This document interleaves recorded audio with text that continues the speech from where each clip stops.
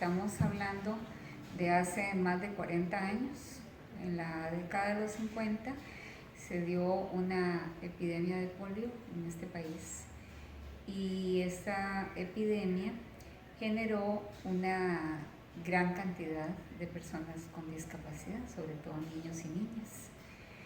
Más adelante hubo una epidemia de rubiola. La rubiola generó en madres embarazadas que los niños nacieran ciegos o sordos. Entonces ahí hubo otra gran cantidad de personas con discapacidad. Siempre han existido personas con discapacidad.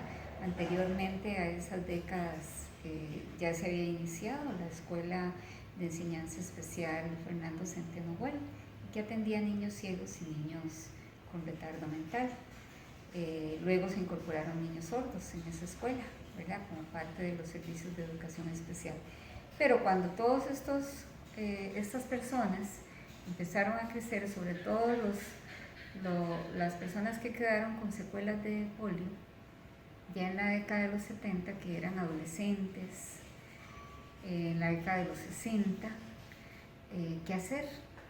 ¿Verdad? Porque ya no había un problema de salud, sino que ahora es cómo darles educación, cómo darles formación, trabajo, cómo facilitar condiciones para que estas personas que ya iban creciendo, eran adolescentes o jóvenes o personas adultas jóvenes, o sea, ¿qué iban a hacer estas personas? Entonces, una organización que se llamaba Industrias de Buena Voluntad inició con un proyecto de rehabilitación profesional para dar capacitación, para dar orientación vocacional y colocar finalmente a estas personas, una vez que hayan pasado por un proceso de evaluación, de orientación y de capacitación, que pudieran incorporarse a un trabajo y se les daba apoyo para que se incorporaran a un trabajo.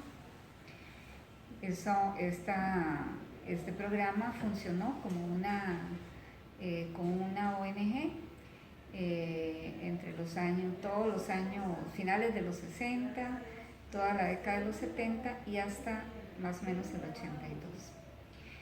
En 1973, con la ley 5347, se crea el Consejo Nacional de Rehabilitación y Educación Especial, porque ya habían tantas personas con discapacidad que se requería de una entidad coordinadora de los diferentes servicios.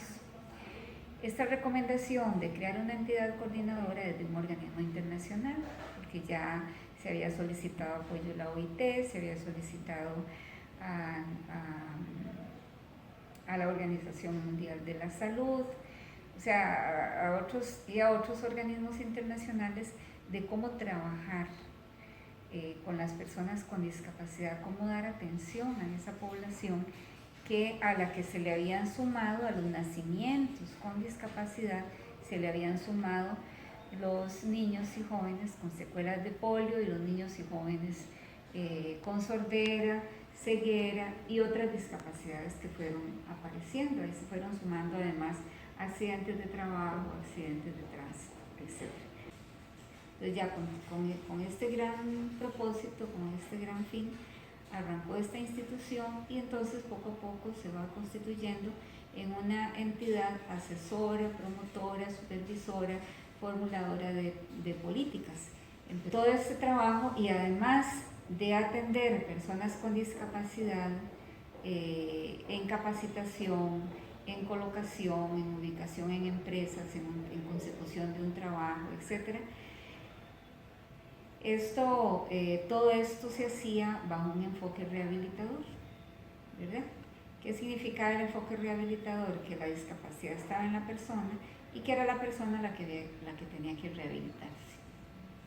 Pero ya en la década de los 90 viene generándose desde el inicio un cambio de enfoque, porque Naciones Unidas aprueba las normas uniformes para la equiparación de oportunidades para las personas, normas uniformes de equiparación de oportunidades para las personas con discapacidad.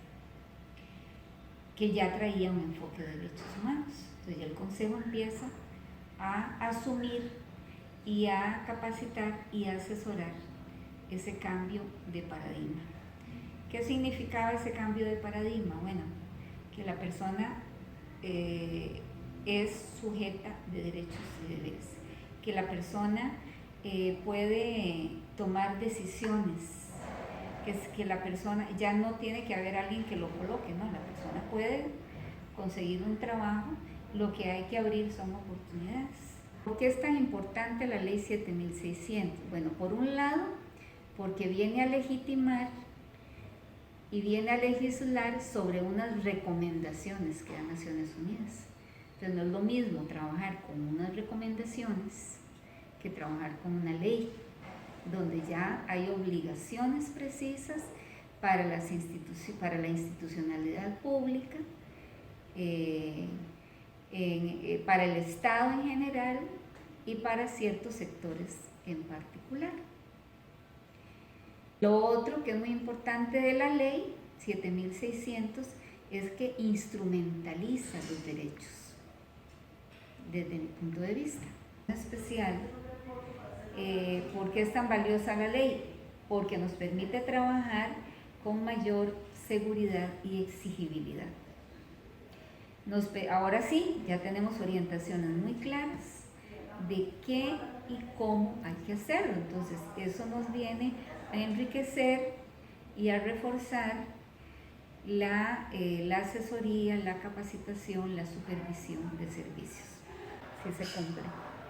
Sí se cumple y hay que trabajar mucho más para que se siga cumpliendo, porque la ley no es que ya hoy la cumplí y ya. Esto es un proceso y es un continuo. Si usted, no sé cuántos años tiene usted. 36. Usted tiene 36 años. Bueno, usted nació en el 80. 79. Usted nació en el 79. Si usted se va a 1979 o se va a 1990, cuando usted todavía era un niño, y usted ve lo que tenemos hoy, hay una realidad muy diferente. Tal vez no hay una totalidad de lo que quisiéramos, porque somos un país subdesarrollado. Pero cuando usted era un niño, usted nunca vio aquí un bus con una rampa. Usted no veía rampas, veía gradas por todo lado. Usted no veía un intérprete de LESCO. Usted no veía una adecuación curricular.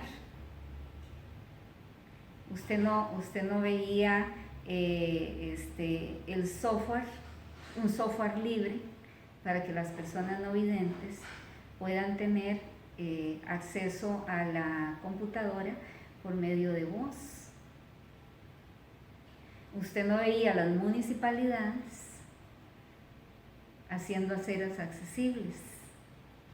Entonces hay un montón de avances que usted no logró ver en el 90 ni a través de la década del 90, pero que usted los puede ver hoy, ¿verdad? Mucha gente, si logra ubicarse en 1996, el antes de la ley 7600 y 20 años después, hoy usted ve en el sector público personas con discapacidad empleadas. Antes usted no veía eso, ¿verdad? ¿Por qué? Porque todo esto lo hemos venido promoviendo.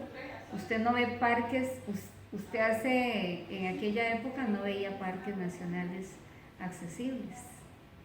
Si un hotel no tiene por lo menos un 5%, un 10% de habitaciones accesibles, ahí le está cayendo encima la municipalidad.